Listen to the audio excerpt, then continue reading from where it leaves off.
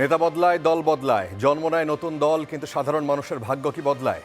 আশ্বাস আর প্রতিশ্রুতির ভিড়ে আমরা খুঁজব বাস্তবতার প্রতিফলন। আমাদের কাজ প্রশ্ন করা, দেশ ও মানুষের স্বার্থে প্রশ্ন আমরা করেই যাব। থাকবে মত ও ভিন্ন মতের শ্রদ্ধা। স্টার নিউজের কড়া আলাপে আজকে সঙ্গে ফারাবি হাফিজ।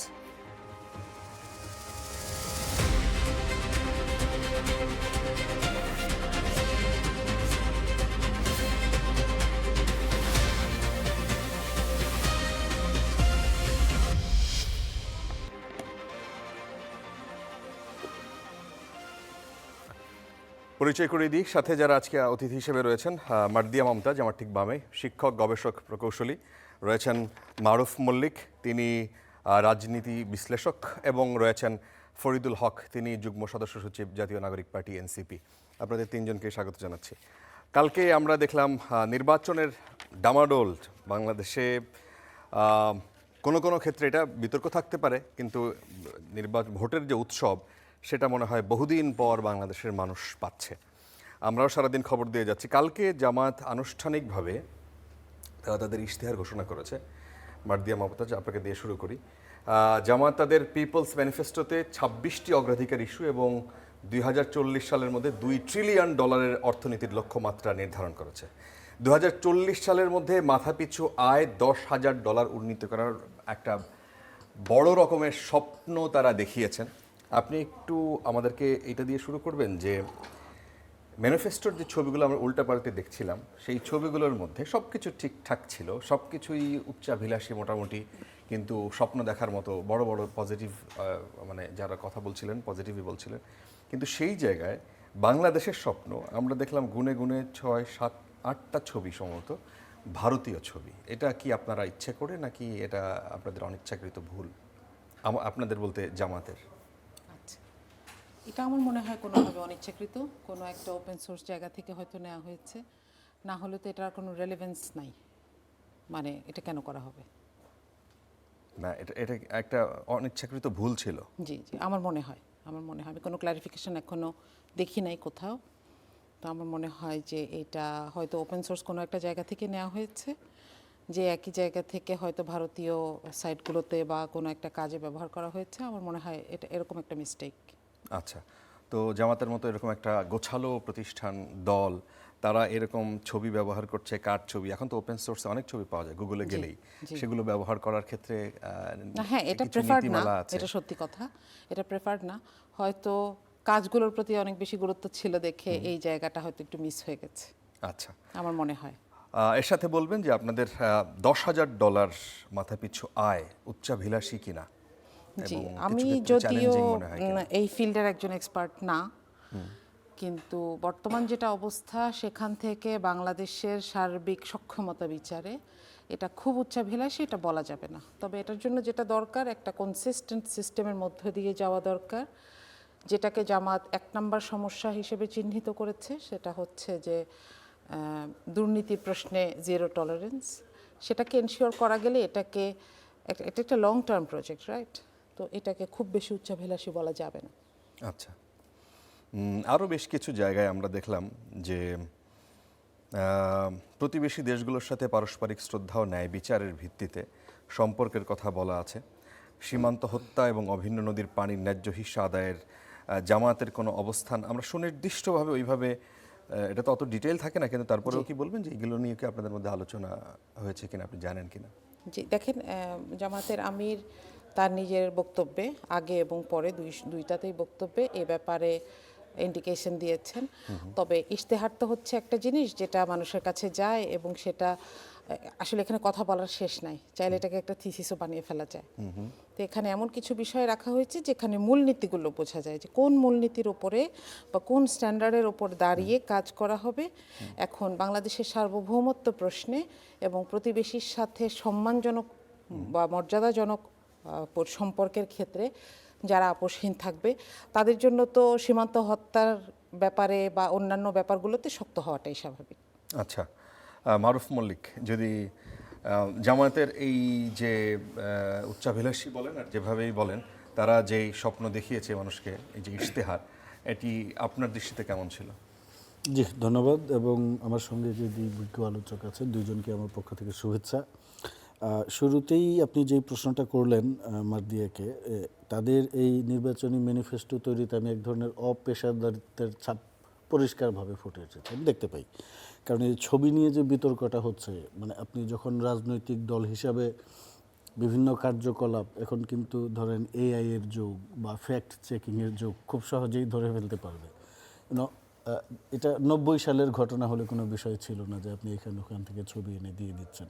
তো আমার কাছে মনে হচ্ছে শুরুতেই এটা একটা জামাতের ম্যানিফেস্টোটা ধাক্কা খেয়েছে, যে জামাত যেই রাজনীতিটা সব সময় করে, পলিটিক্যাল যে তার অবস্থান, সে মনে করে যে একটা ভারত বিরোধী অবস্থান বা শক্ত ভারত বিরোধিতা, তারা যেটা বলে বাংলাদেশের সপক্ষে, তারা বাংলাদেশের পক্ষে কথা বলছেন হোয়াটএভার, কিন্তু ভারত বিরোধী একটা তাদের পরিষ্কার অবস্থান আছে। সেই জায়গায় তারা যখন ভারতীয় ছবি ব্যবহার করে ম্যানিফেস্টোটা ব্যবহার করেছে, হয়তো বা অবচেতন মনেই করেছে, না জেনেই করেছে, অসম্ভব কিছু না, কিন্তু এটা পরিষ্কারভাবে অপেশাদারিত্বের লক্ষণ। কারণ একটা পার্টির এই মুহূর্তে বাংলাদেশের অন্যতম আপনি গুরুত্বপূর্ণ দল, সেই দলের ম্যানিফেস্টোতে যখন যার বিরুদ্ধে সে সবসময় কথা বলে, সেই দেশের ছবি যখন আসে, তখন কিন্তু পেশাদারিত্বের ছাপ খুব একটা বা সতর্কতার লক্ষণ দেখা যায় না। তো সেই জায়গা থেকে আমার কাছে মনে হয়েছে যে তাদের যে পুরো ম্যানিফেস্টোটা, খুব ভালো ভালো কথা আছে, মিষ্টি মিষ্টি কথা আছে, $10,000 নিয়ে যাবে, $2 ট্রিলিয়ন ইকোনমি হবে, কিন্তু সেই গ্রোথটা আপনার কিভাবে হবে? আপনার অর্থনৈতিক গ্রোথ যদি না হয়, এটা তো বিষয়টা এরকম না যে আপনি ধুম করে $10,000 মাথা পিছু, এখানে অর্থনীতির তো নানা জটিল হিসাব নিকাশ আছে। তো সেই জায়গায় আমার কাছে মনে হয় না যে তাদের সুনির্দিষ্ট কোনো কর্ম পরিকল্পনা আছে। তারা স্বপ্নের কথা বলেছেন, কিন্তু স্বপ্ন কিভাবে বাস্তবায়ন করবেন, সেই বাস্তবায়নের পথে বাস্তবসম্মত যে চিন্তা ভাবনা, সেটা আমার কাছে মনে হচ্ছে না। আচ্ছা, আগামীকাল শুক্রবার বিএনপির ইশতেহার দেওয়ার কথা। তো বিএনপি এর আগে রূপরেখা এবং প্রতিশ্রুতি যেখানে দিয়েছে, সেখানে প্রধান 8টি খাতের কথা তারা বলেছে। রেইনবো নেশনের ধারণাকে তারা গুরুত্ব দিবে বলেছে। তো বিএনপি 18 মাসের মধ্যে 1 কোটি নতুন কর্মসংস্থানের প্রতিশ্রুতি দিয়েছে। বর্তমানে যে অর্থনৈতিক প্রেক্ষাপট, এত বিশাল লক্ষ্যমাত্রা, এটাও কি উচ্চাভিলাষী বা একটু বেশি বেশি না? এর সাথে ফ্যামিলি কার্ডের বিষয়টাও যদি যুক্ত করেন, যে ফ্যামিলি কার্ড সারা বাংলাদেশে ফার্মার কার্ডের কথা বলা হয়েছে, সেটাও কি বাস্তবসম্মত? এটা অবশ্যই বাস্তবসম্মত। ধরেন এই 1 কোটি যে কর্মসংস্থান তৈরি করা হবে, এটা কিন্তু সরকারি কর্মসংস্থান না, পাবলিক প্রাইভেট পার্টনারশিপ, এবং মোস্টলি এটা প্রাইভেট সেক্টরে তৈরি করা হবে।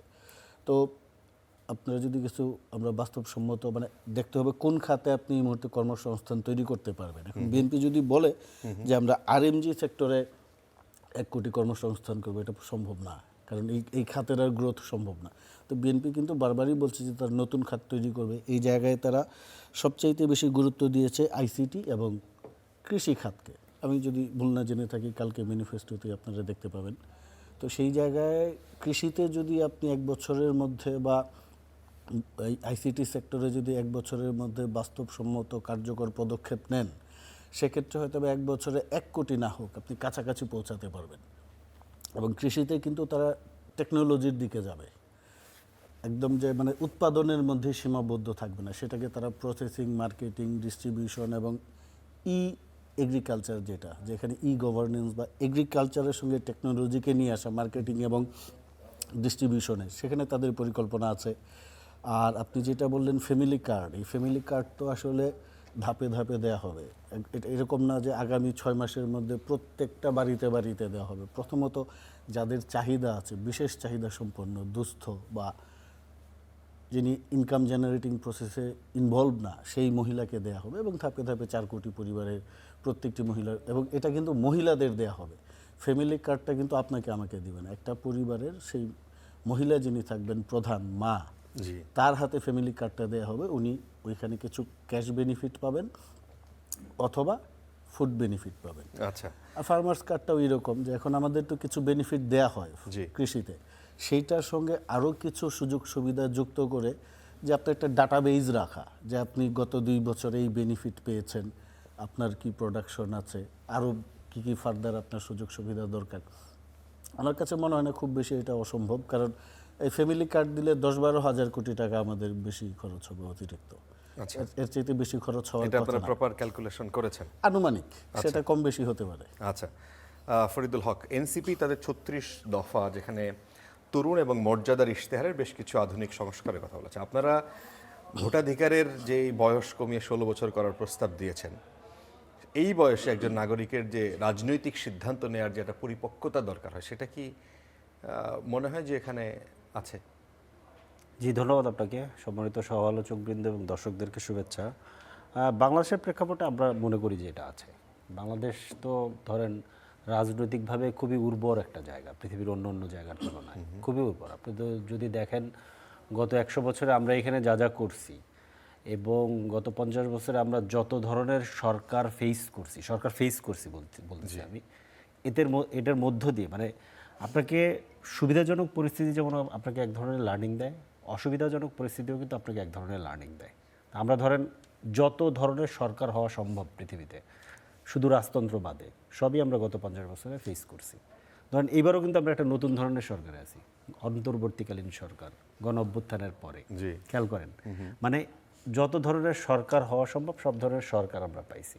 তো স্বাভাবিকভাবেই এতে করে আমাদের জনমানসে আপনি মানে এটার জন্য আমরা যারা কি বলে একেবারে মাঠের রাজনৈতিক কর্মী, আমরা সবসময় এই জন্য উদাহরণ দিই যে বাংলাদেশের যে কোনো গ্রাম কিংবা যে কোনো বাজার কিংবা শহরের যে কোনো পাড়ার চায়ের দোকান, টং দোকান, এটা হচ্ছে পাবলিক পার্লামেন্ট। ওইখানে গেলে আপনি সব ধরনের ভিউজ পাবেন। তার মানে এতে বোঝা যায় যে বাংলাদেশের মানুষের রাজনৈতিক সচেতনতা কত বিস্তৃত। তো এতে করে খুব স্বাভাবিকভাবেই ধরেন 16 বছর বয়স এনাফ, যে ভোটাধিকার দেওয়ার জন্য এটা এনাফ। আচ্ছা, আরেকটা ব্যাপার হচ্ছে যে ধরেন মানে আমাদের গত এক দশকে যে মুভমেন্টগুলো হয়েছে, আপনি দেখেন মূলত মুভমেন্টে কারা ফ্রন্ট ফাইটে ছিল, এটা কিন্তু এই তরুণরা ছিল, যাদের বয়স 15 থেকে 20, এরাই কিন্তু মূলত ফাইটে ছিল। এবং ফ্যাসিবাদের বিরুদ্ধে যে লড়াই, সে লড়াইয়ের মধ্যে তো তারা ছিল, তারা তো আমাদের থেকে বেশি বুঝতে পারছে। তো এটা তো মানে আমাদেরকে অ্যাডমায়ার করতেই হবে। মানে ধরেন ক্লাস 8-এ পড়া বাচ্চা, আমি এরকম দেখছি, ক্লাস 8-এ পড়া বাচ্চা মাকে লক করে দিয়ে বেরিয়ে গেছে ফাইট করার জন্য। কিংবা ধরেন ক্লাস 9-এ পড়া বাচ্চা গুলি খেয়ে পড়ে আছে, ওর অত আফসোস নাই, দেশ তো স্বাধীন হয়েছে। মানে এই যে ধরেন মানে কি বলে যে মানে এই যে চেতনার যে জাগরণ, এই যে তার বোঝাপড়ার মধ্য দিয়ে তার দেশের জন্য যে কমিটমেন্ট, এই জায়গাতে যে আমাদের তরুণরা আসতে পারছে, এটা তো হিউজ। আর পৃথিবীতে বহু জায়গায় 16 বছরের ভোটাধিকার আছে। আপনার মনে হচ্ছে যে এনসিপি ওই জায়গাটায় মানে তরুণদেরকে প্রপারলি অ্যাড্রেস করতে পারলো এবং হচ্ছে তাদের ভোট এনসিপি পাবে? না, তাদের এটা দেওয়া উচিত। এটা ভোটের ফ্যাক্টর না, ফ্যাক্টরটা হচ্ছে যে মানে আমাদের এই আইডিয়াটা আমি বলতে পারি যে আমাদের রিয়েলাইজেশনটা মূলত এসছে এমনিতে। তো ধরেন গণঅভ্যুত্থানের মধ্যে কিংবা এর আগে 18 সালের কোটা সংস্কার আন্দোলন কিংবা বিশেষত নিরাপদ সড়ক আন্দোলন যদি আপনি দেখেন, কিন্তু এই কিশোররা করছে, আমরা কিশোর বিদ্রোহ বলি কিন্তু কেউ। তো আমাদের মূলত আমি ব্যক্তিগতভাবে যে রিয়েলাইজেশনটা যেখান থেকে পাইছি, আমরা যখন জুলাই পদযাত্রা করি তখন আমরা দেখছি যে স্কুলের বাচ্চারা, স্কুলের ধরেন 8+ মানে 8-এর উপরে যে বাচ্চারা আর কি, 8, 9, 10 এবং কলেজের যারা 11, 12-এ পড়ে, এরা ধরেন ঝাঁকে ঝাঁকে আসছে আমাদেরকে দেখতে। তো এই যে জায়গাটা, এই জায়গাটা কারণ হচ্ছে যে ওদের জীবনের উপর দিয়ে জুলাই গেছে। তো তাদের জীবন হয়তো বা তাদের বন্ধু কিংবা তাদের সমসাময়িক কেউ মারা গেছে। আপনি মনে থাকার কথা, সম্ভবত 30 অথবা 31শে জুলাই সারা বাংলাদেশে এইচএসসি পরীক্ষার্থীরা কিন্তু পরীক্ষা বয়কট করে বসলো। সারা বাংলাদেশে 1জন কি 2জন ছাত্রকে অ্যারেস্ট করা হয়েছিল। তো এই যে রাজনৈতিক সিদ্ধান্ত নিতে পারা, পরীক্ষা বয়কট যে ওই সময় একটা বিরাট বড় বিপ্লবী সিদ্ধান্ত, এটা যে নিতে পারলো তারা, ওদের বয়স তো এরকমই 18 নিচেই, তো এইচএসসিতে যারা পড়তেছে কিংবা এসএসসি।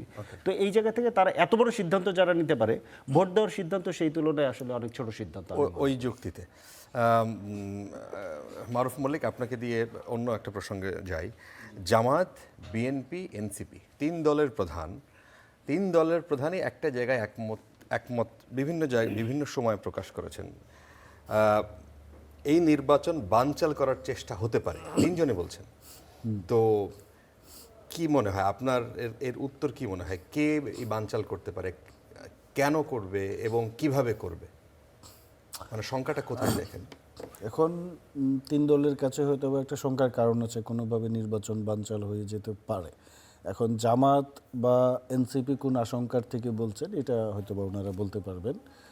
আমি যদি টোটাল বিষয়টা অবজার্ভ করি, দেখবেন যে নির্বাচন নিয়ে নানা ধরনেরই কিন্তু এক ধরনের একটা অনিশ্চয়তা ছিল শুরু থেকে, এবং আমাদের নির্বাচনে খুব বেশি দিন কিন্তু নাই। এরপরেও আপনি একটু রাস্তাঘাটে কথা বললে 2-1জন অন্তত পাবেন যে আপনাকে প্রশ্ন করবে নির্বাচনটা কি আদৌ হবে কিনা।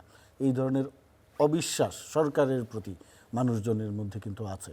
হয়তোবা সেই অবিশ্বাসের জায়গা থেকেই ওনারা বলছেন যে নির্বাচন বানচাল করা হতে পারে। এবং আপনি শুনেছেন হয়তোবা এরকম একটা কথা গুজব ছড়িয়েছে যে নির্বাচনের পরে এই সরকার আরও 6 মাস বা 270 দিন না 180 দিন থাকবে। সরকারকে এটার ব্যাখ্যা দিতে হয়েছে যে না, এরকম কিছু ঘটবে না। তার মানে সরকারের প্রতি অনাস্থা মানুষের কোন পর্যায়ে গিয়ে পৌঁছেছে। পাশাপাশি যখন মানুষের মধ্যে অনাস্থা বা অবিশ্বাস থাকে, রাজনৈতিক দলগুলোর মধ্যে তো থাকা স্বাভাবিক। আর পাশাপাশি বিএনপি হয়তো বা দল হিসাবে অন্যান্য রাজনৈতিক দলের কথাবার্তা, আচরণ, ধরেন জামায়াতের আমির নির্বাচনের তারিখ কবে হবে উনি একবার এক এক কথা বলেছেন। একবার বলেছেন ডিসেম্বরে হলে সমস্যা নাই, আবার বলেছেন জানুয়ারিতে হলে ভালো হয়, রোজার আগে হলে ভালো হয়, পরে হলে ভালো হয়।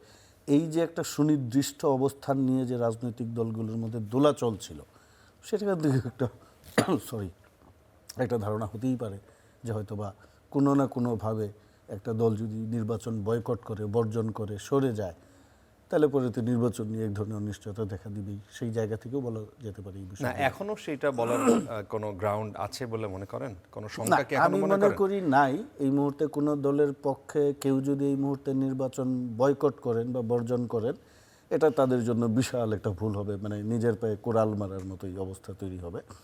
কিন্তু এরপরেও তো বলছেন, নাহিদ ইসলামও তো বলছেন, সার্জিস হাসনাতরা কিন্তু নানাভাবেই বলছেন যে আমরা অপেক্ষা করব, শেষ মুহূর্তে সিদ্ধান্ত আমরা নিতে পারি, এরকম অনেক কথাই বলছেন। সেই জায়গা থেকে হয়তো বা আশঙ্কা বা শঙ্কার জায়গা থেকে। আচ্ছা, মার্দিয়া মমতাজ, আপনার কাছে একই প্রশ্ন। আপনার কাছেও কি এখনো মনে হচ্ছে কোনো ধরনের কোনো অনিশ্চয়তা কি এখনো পর্যন্ত, কোনো শঙ্কা কি কাজ করছে ভেতরে নির্বাচন নিয়ে?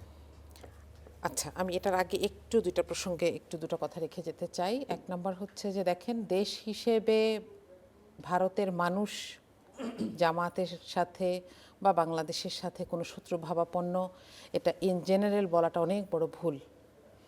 জামাত কিংবা দেশপ্রেমিক মানুষ সবসময় এইটাকে অপোজ করেছে, ভারতের আগ্রাসী মনোভাবকে, এবং একজন ফ্যাসিস্টকে এনাবল করার ক্ষেত্রে ভারতের যে ভূমিকা সেটাকে অপোজ করেছে। আর দ্বিতীয়ত যে আরেকটা বিষয় বলতে চাই যে ফ্যামিলি কার্ডের বিষয়ে আমি আশা করব যে আগামীকাল আমরা হয়তো আরেকটু সুন্দর গাইডলাইন পাবো। কিন্তু এই মুহূর্তে যে বাজেটটা দেখানো হয়েছে, সে বাজেটটা হচ্ছে সোশ্যাল সেফটি নেটের আমাদের যে বাজেটটা ছিল, যেখানে বিধবা ভাতা ছিল, টিসিবির কার্ডগুলো ছিল, ইভেন সরকারি কর্মচারীদের যে অবসর ভাতা বা পেনশন, সেইটার সেটা তো বাজেটকে অলরেডি এখানে আছে, ধরা হচ্ছে, সরকারের মধ্যে আছে, কিন্তু এটাকে সেটা চলমান। ধরেই ফ্যামিলি কার্ড প্রপোজাল দেওয়া হয়েছে। আপনি যদি খেয়াল করেন, তো যে বাজেটটা দেখানো হচ্ছে, আমার মনে হয় কালকে এটার ব্যাপারে আমরা একটু হয়তো ক্ল্যারিফাই হতে পারবো। কিন্তু আমার মনে এই প্রশ্নটা আছে, এটা আমি রেখে গেলাম। এই তো বিষয়ে কি মারুফ আপনি- মল্লিক আপনি কিছু? এটা হচ্ছে আপনার ধরেন ফ্যামিলি কার্ডে নারীদের যে ভাতা দেওয়া হয়, অবশ্যই এটা সোশ্যাল সেফটি নেটের আওতায় দেয়া হবে। এই ধরনের প্রোগ্রাম সামাজিক নিরাপত্তা খাতের আওতায় চলে আসে। কিন্তু তার মানে এই না যে পেনশন খাত বাতিল করা হবে বা ধরেন প্রতিবন্ধী ভাতা বাতিল করা হবে। এখন প্রশ্ন হবে, একজন মহিলা একই সঙ্গে প্রতিবন্ধী এবং সে ফ্যামিলি কার্ড দুইটার জন্য এলিজেবল, তাহলে এই দুইটা উনি পাবেন কিনা সেটা তখন পলিসি নির্ধারণ করা হবে। রাষ্ট্র বা সরকারের দায়িত্বে যারা থাকবেন, বিএনপি যদি আসে, তারা তখন নির্ধারণ করবে। এখন এটা ধরেন এক ধরনের পরিকল্পনার পর্যায়ে আছে, প্রাথমিক পরিকল্পনা, যে আমরা মহিলাদেরকে ফ্যামিলি কার্ড দিব। এটা শুধু যে ধরেন ফাইন্যান্সিয়াল সাপোর্ট, বিষয়টা ওইরকম না। নারীর যে ক্ষমতায়নের মানে কথা আমরা ব্যাপারটা বলি, যেটা আছে সেটা তো থাকবেই, হ্যাঁ, নতুন করে এটা দেওয়া হবে, তাই যুক্ত তো? হবে নারীদেরকে আরো অধিক ক্ষমতায়িত করার জন্য, পরিবারে তার সিদ্ধান্ত নেওয়ার জন্য সুযোগ বাড়ে। কারণ আমরা মনে করি নারীর যদি আর্থিক সক্ষমতা থাকে, সচ্ছলতা থাকে, তাহলে তার কিন্তু সিদ্ধান্ত নেওয়ার সুযোগ বাড়ে। আচ্ছা। এখন যেই মহিলা জব জেনারেটিং, ইনকাম জেনারেটিং প্রসেসে নাই, তাকে যদি রাষ্ট্র থেকে কিছু আর্থিক বেনিফিট দেওয়া হয়, তখন তার একটা আচ্ছা, অ্যাডভান্টেজ থাকবে। এবং একটু শেষ করি, বিএনপির ইতিহাসে কিন্তু বাংলাদেশের নারীর যে ক্ষমতায়ন, আচ্ছা, আপনার কাছে আসবো, শিক্ষার বিষয়, আসবো এই প্রসঙ্গেই আসবো। জি, জি, আপনি যেটা নির্বাচন বলছিলেন। বানচালের জি। কথা বলছিলেন। আমি এ পর্যন্ত এই মুহূর্তে আমরা যখন এসে উপনীত হয়েছি, এর আগে অনেক ধরনের সংশয় ছিল। কেউ বলেছিল ইন্টারিম গভর্নমেন্টের ইচ্ছাই নাই, একটা ইলেকশন দিবে। তো এখন যেই পর্যায়ে এসে আমরা উপস্থিত হয়েছি, আমাদের আসলে এক তো হচ্ছে পেছনে ফেরার পথ বন্ধ, কারণ এটা ছাড়া কোনো উপায় নাই। আর দ্বিতীয় হচ্ছে, আমার মনে হয় এই ব্যাপারে সবগুলো দল আন্তরিক থাকবেন। তবে এখানে কিছু আশঙ্কার জায়গা, যেগুলোকে মানে আশ্রয় করে আসলে এই আশঙ্কার কথা কিছু কিছু দল বলছে। কারণ আপনি যখন দেখেন যে কেন্দ্র দখলের ব্যাপারে তো আমরা এখন বলতে পারছি না, এটা নির্বাচনের দিন বোঝা যাবে, কিন্তু এই যে আগ্রাসী মনোভাব, আপনি দেখেন আজকেও হাতিরঝিলে পুলিশের ওপর হামলা হয়েছে। হ্যাঁ, বিএনপির মানুষ পুলিশকে হামলা করেছে এবং একজন গুরুতর আহত, একজন পুলিশ কর্মকর্তা। তো এই জায়গাগুলো বিভিন্ন জায়গায় আপনি দেখেছেন নারীদের ওপর হামলা হচ্ছে। এই জায়গাগুলো যে এই যে একটা অস্থিতিশীল জায়গা, এটা নিশ্চয়ই আশঙ্কাজনক। এবং এটার সাপেক্ষে আপনি দেখেছেন শেরপুরে একজনকে হত্যা করা হয়েছে। তো এই জায়গাগুলো এমন যে এগুলোর উপর ভিত্তি করে, এগুলোর উপর দাঁড়িয়ে নির্বাচনের দিনটাকে খুব স্পষ্ট করে দেখা যায় না, এটা আশঙ্কার কথা বলা হচ্ছে।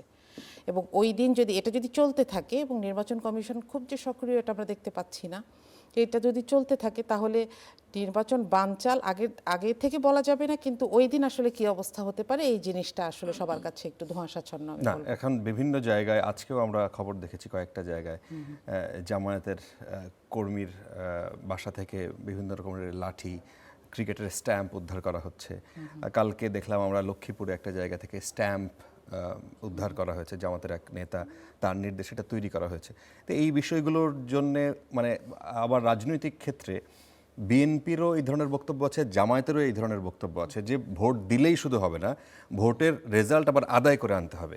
এরকম আদায় করার ক্ষেত্রে আপনার কি মনে হয় যে কোনো ধরনের কোনো ঘাটতি কমিশনের এখন পর্যন্ত আপনার কাছে ভিজিবল? দেখেন, যে কমিশন বিভিন্ন ধরনের সাংবিধানিক নিষেধাজ্ঞা থাকা সত্ত্বেও আমি অন্তত 6 জন প্রার্থীর নাম আপনাকে বলতে পারবো যাদের ইন টোটাল 600 কোটি টাকার মতন শুধু ঋণ, তাদেরকে নির্বাচনের অনুমতি দিয়েছে। আবার সুন্দর করে বলেছে যে আপনারা একটু টাকাগুলো দিয়ে দিয়েন। এই টাকাটা আসলে কোথায় খরচ হচ্ছে? এই টাকাটা তো অ্যাবনর্মাল শক্তি প্রয়োগের ক্ষেত্রেই খরচ হচ্ছে। এখন যেখানেই এ ধরনের ঘটনা হোক সেখানেই এটার ব্যাপারে যেন ব্যবস্থা নেওয়া হয়। এখানে দলমত নির্বিশেষে আমি কাউকে ছাড় দেব, কাউকে বলবো ঠিক আছে, কাউকে বলবো শুধু ওরটা ধরেন, এটা আমার স্ট্যান্ড না। এবং এটা আমি মনে করি এটা কোনো নাগরিকের স্ট্যান্ড হওয়া উচিত না। কিন্তু আপনি দেখেন যে ঘটনাগুলোকে আপনি কিসের বিপরীতে কিসেকে দেখছি। আমরা দেখছি এ পর্যন্ত আপনি দেখাতে পারবেন যে বিএনপির একজনকে কোনো জায়গায় হ্যারাস করা হয়েছে বা মহিলাদেরকে আক্রমণ করা হচ্ছে, কিন্তু সেটার বিপরীতে অপর দিকের চিত্রটা আসলেই দুঃখজনক। তো আমি বলবো যে এখানে শঙ্কা আছে, তবে নির্বাচন বানচালের যে কথাগুলো দীর্ঘদিন ধরে বলে আসা হচ্ছিল, সব দলে আশঙ্কা প্রকাশ করছিল, আমার মনে হয় না ওরকম কোনো অবস্থা এখন আর আছে। আচ্ছা, আপনাকে ফরিদুল হক, আপনাকে এই প্রশ্ন করি যে আপনারও কি এখন কোনো কারণে মনে হচ্ছে এখন পর্যন্ত নির্বাচনের যে পরিবেশ, এখন পর্যন্ত যেভাবে নির্বাচন কমিশন লেভেল প্লেয়িং ফিল্ডের কথা তারা বলছে, তারা যেই প্রক্রিয়ায় মানে স্ক্রুটিনি করে তারপরে প্রার্থীদের যাচাই বাছাই করলেন, কোনো জায়গায় কোনো ঘাটতি কি আপনার কাছে মনে হচ্ছে? আইন শৃঙ্খলা বাহিনীর যে প্রস্তুতি, ধরেন ঘাটতির ব্যাপারে থাকে কি, ধরেন ওই যে বজ্র আটুনি ফসকা গেরো একটা কথা বলি না, এর ব্যাপারটা হচ্ছে যে ধরেন প্রচুর প্রস্তুতি নিছি, কিন্তু 45 জন প্রার্থীকে ছেড়ে দিছি যাদের খেলাপি ঋণের পরিমাণ হচ্ছে 5,000 কোটি টাকার উপরে। ফসকা গেরোটা বলে ফেলছে, আর এটা নিয়ে আর আলাদা করে বলা দরকার নেই। এখন এটা কেন করছে, কি করছে, এটা নিয়ে অনেক ব্যাখ্যা আমরা দিতে পারি।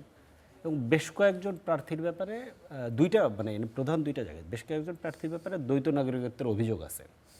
সেইগুলো নিয়ে নির্বাচন কমিশন কোনো পরিষ্কার মেসেজ কিন্তু আমাদেরকে দেয়নি। যেমন ঢাকা 11 প্রার্থীর ব্যাপারে হাইকোর্টে রিট যখন করা শুনানি হয়েছিল। হয়েছে তখন তো তারা পরিষ্কার, তারা কনভিন্স না হওয়া পর্যন্ত তো ওপেন শুনানি তারা করেছে, দুই ওপেন শুনানি প্রার্থীকে করেছে, আছে, সামনাসামনি কিন্তু রেখে। পরবর্তীতে যখন অভিযোগ এসছে, অভিযোগগুলো শুনানির মধ্যে আবার ধরেন অনেক ওইখানে ইন্টারেস্টিং ঘটনা ঘটেছে। শুনানিকে কিভাবে প্রভাবিত করা হয়েছে ভেতর থেকে এবং বাইরে থেকে, সেই ঘটনাগুলো আমরা কম বেশি মিডিয়ার মাধ্যমে আমি জানছি। আমি নিজে ওইখানে কখনো যাইনি, মিডিয়ার মাধ্যমে আমরা জানছি যে এখানে ধরেন এক ধরনের ভেতরে চাপ প্রয়োগ করে রায় বের করে আনা হচ্ছে, আবার বাইরে অন্য ইস্যুতে আন্দোলন চালানো হচ্ছে শেষের 2 দিন। তো এইগুলো সবটাই ধরেন আছে। তো যাই হোক, এখন ওই ব্যাপারগুলো ধরেন ছিল। আর একটা ব্যাপার হচ্ছে যে নির্বাচন বানচাল কিংবা নির্বাচন হবে না, এইটার মধ্যে কিন্তু এই ফ্রেমিংয়ের মধ্যে অন্য গল্প আছে। এটা আমরা বিভিন্নভাবে বলি, কিন্তু এখানে একটা অন্য গল্প আছে। এটাকে দেখবেন যে 111 টাইপ সিচুয়েশনের সিমিলার করে বলা হয়, অ্যাজ ইফ একটা 111-এর সরকার আছে এখানে এবং তারা আসলে নির্বাচন করতে চায় না, এরকম একটা ধরেন হাইপ ক্রিয়েট করা হয় এখানে। তো এইটার ধরেন হয়তো বা অনেক সিমিলার জিনিস আছে, কিন্তু এটা কি আসলে একটা 111 সরকার? সেটা তো না। সেনা সমর্থিত সিভিল মিলিটারি সরকার তো এটা না, এটা একটা গণ অভ্যুত্থানের সরকার। এবং সবগুলো রাজনৈতিক দল এই সরকারকে সমর্থন দিয়েছে এবং পুরো 1.5 বছর সবাই তাদের জীবনের সর্বোচ্চ রাজনীতি করেছে। এইরকম ওপেন প্লেসে রাজনীতি বাংলাদেশের ইতিহাসে একসাথে অনেকগুলো দল কখনোই ছিল না। এটা আপনি একদম হিস্ট্রি দেখেন, কখনোই এটা ছিল না। 11 সময় তো জরুরি অবস্থা ছিল, কারফিউ ছিল, বড় নেতাদেরকে জেলে নেওয়া হয়েছে। নির্বাচনের মাত্র 1 মাস কি 1.5 মাস আগে বেগম খালেদা জিয়াকে মুক্তি দেওয়া হচ্ছে সেপ্টেম্বর মাসে, তাই না? তো এখন তো সেই পরিস্থিতি কখনোই ছিল না, কিন্তু এই জিনিসটাকে টেনে ওই দিকে নেওয়া হয়। ইয়ের সময় কিন্তু এরকম প্রশ্ন করা হতো যে নির্বাচন কি হবে, নির্বাচন কি হবে, এই ধরনের প্রশ্ন কিন্তু করা হতো। কিন্তু নির্বাচনকে সুষ্ঠুভাবে করার জন্য যে যে ভ্যালিড কোশ্চেন, আপনি যখন ভ্যালিড কোশ্চেনগুলো তুলবেন তখন যদি বলা হয় যে এরা নির্বাচন মনে হয় বানচাল করতে চায়, এদের মনে হয় একটা অন্য উদ্দেশ্য আছে, তাহলে তো কোশ্চেন করা যাবে না। তাহলে কোশ্চেন করাটা ধরেন, এই কোশ্চেন করার তো খুব সিগনিফিকেন্ট কোশ্চেন যে ধরেন তারেক রহমান সাহেব দেশে এসছেন, ওনাকে এখন পর্যন্ত সরকার এবং রাষ্ট্র যেই লেভেল অফ প্রোটোকল দিয়েছেন, উনি কোন স্ট্যাটাসে এই প্রোটোকলটা পাচ্ছেন, এটা কি সরকারের পক্ষ থেকে আমাদেরকে বলা হয়েছে? উনি তো প্রধানমন্ত্রীও ছিলেন না, রাষ্ট্রপতিও ছিলেন না, এমপিও ছিলেন না, মন্ত্রীও ছিলেন না। আমি ধরে নিচ্ছি যে ওনার সর্বোচ্চ রিস্ক আছে, লাইফ রিস্ক আছে, আমরা একদম অ্যাকসেপ্ট করছি, এটা মেনে নিলাম। কিন্তু আপনি এটা ডিক্লেয়ার করেন যে ওনাকে, কারণ উনি তো একজন সম্ভাব্য প্রধানমন্ত্রী ক্যান্ডিডেট, তাহলে ওনার সাথে যারা কম্পিট করতেছেন তারা তো তখন ইনফিরিয়র হয়। জনগণ কি দেখছে? জনগণ দেখছে আচ্ছা আর্মি মিলিটারি যেহেতু এদের সাথে, তাহলে মনে হয় সে ক্ষমতায় আসছে। বাংলাদেশের রাজনীতি থেকে কিন্তু ভোটের রাজনীতিতে একটা খুব গুরুত্বপূর্ণ জিনিস আছে, যেহেতু আমাদের এখানে পিআর নেই, আমাদের এখানে হচ্ছে যে যে জিতবে সব ভোট তার, বাকিগুলো কিন্তু সব পচা। তাতে করে যেটা হয়, পিআর আমরা করব কি করবো না সেই আলোচনায় কিন্তু আমি ঢুকছি না। আমি বলছি যে তাতে করে যেটা হয়, যে প্রার্থী জিতবে সব ভোট কিন্তু ওইদিকে চলে যায়, বিশেষত সুইং ভোটগুলো, বিশেষত সুইং ভোটগুলো। কিন্তু এমনভাবে তারেক রহমান সাহেবকে করা হয়েছে, প্রজেক্ট করা হয়েছে অ্যাজ ইফ উনি প্রধানমন্ত্রীর থেকে বেশি প্রোটোকল পাচ্ছেন। তাহলে কোন স্ট্যাটাসে উনি পেলেন? সরকার তো এটা আমাদেরকে ক্লিয়ার করেন নাই। সিমিলারলি লন্ডন যে ডক্টর ইউনূস যখন মিটিং করে আসছেন, ওইখান থেকে উনি কিন্তু নির্বাচনের ঘোষণা দিয়ে আসছেন। অথচ আমরা প্রায় প্রতিদিন বিএনপির কাছ থেকে অভিযোগ পেতে হয় যে আমরা নাকি এটাকে বানচাল করার জন্য বিভিন্ন রকম কথা বলতেছি। হোয়ার ইজ আমরা কিন্তু এই প্রপার ইয়েগুলো নির্বাচন কমিশন, সরকার কিংবা প্রশাসনের কাছ থেকে আমরা পাই। প্রশাসন কিংবা ইলেকশন কমিশন কিংবা পুলিশ কোন জায়গা থেকে ভিজিবল কোনো কিছু দেখেন যেটা বিএনপির প্রতি পক্ষপাতিত্ব হয়? না, আমি তো যে বললাম বজ্রাটুনি ফসকা করি। এরপরে আর ধরেন আপনি 45 জন ক্যান্ডিডেটকে ছেড়ে দিলেন যাদের ঋণখেলাপি আছে, আইনের মারপ্যাচ দেখা, এবং বলতেছেন যে দিয়ে দিন, এটা একটু আছে, এটা একটু দিয়ে দিন। তো এই লোকগুলো যে 5,000 কোটি টাকা নিয়ে ধরেন ঢুকতেছে পার্লামেন্টে, এরপরে কি তারা 5 লক্ষ কোটি টাকায় যাবে? এটা নিয়ে আমরা জানি আগের আমলে কি অবস্থা হয়েছিল। এটা একই ট্রেন্ড, তো ট্রেন্ডটা তো একই, কারণ বাংলাদেশ রাষ্ট্র এখনও সেইখানে আছে। যদি কোনো কারণে বিএনপি ক্ষমতায় যায়, তারা যদি ধরেন ব্রুট মেজরিটি পায়, তাহলে তো সব কিছু তাদের হাতে, তারা চাইলে কিছুই করবে না, পুরো জুলাই সনদ থেকে বাতিল করে দিবে। এবং এই অবস্থা তো অলরেডি বাংলাদেশে আছে, কারণ আমরা দেখছি যে ধরেন গণভোটে হ্যাঁ হইলেও তারা প্রায় 1 মাসের বেশি লাগাইছেন হচ্ছে তারেক রহমান সাহেব গণভোটের পক্ষে অবস্থান নিতে, মানে হ্যাঁ পক্ষে অবস্থান নিতে 1 মাসের বেশি সময় লাগছে ওনার বক্তব্য দিতে। এর আগে উনি দেন নেই। এরপরে এখনো ধরেন প্রায় প্রতিদিন, মানে যদি সবার সাথে ক্যামেরা লাগানো সম্ভব হতো তাহলে পাওয়া যেত, কত পার্সেন্টেজ আমি জানি না, কিন্তু প্রায় প্রতিদিন 2-4টা ভিডিও সামনে আসতেছে, প্রার্থীরা যায় ধানের শীষে ভোট চাচ্ছে এবং বলতেছে গণভোট আছে কিন্তু একটা, ওটাতে না ভোট দিও। এটার মানে কি? তার মানে হচ্ছে যে বাংলাদেশে এই যে পুরনো রাজনৈতিক যে কাঠামো, এই কাঠামোটা রেখে শাসন যারা করতে চান, বিএনপি বারবার সেইখানে চলে যাচ্ছেন। বিএনপি বারবার আমরা দেখতে পাচ্ছি, আমরা যেটা চাই না, আমরা কিন্তু এটা প্রত্যাশা করিনি। কারণ বিএনপি জিয়াউর রহমানের দল, বেগম খালেদা জিয়ার দল, ওনাদের অনেক গুরুত্বপূর্ণ অবদান আছে বাংলাদেশের এই গত 50 বছরের রাজনীতিতে, মুক্তিযুদ্ধ থেকে শুরু করে এই পর্যন্ত।